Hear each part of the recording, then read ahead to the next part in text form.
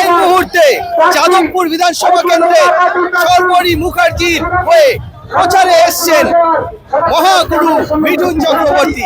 আর সেই মিঠুন চক্রবর্তীর সাথে একটু দেখা করার জন্য সবাই চারিপাশে অপেক্ষা করছে এই যাদবপুরবাসী। আর কিছুক্ষণ চলবে এই র্যালি, তারপর সন্তোষপুর একেবারে লেকের কাছে গিয়ে শেষ হবে এই র্যালি এবং সেখানে হবে এক সভা।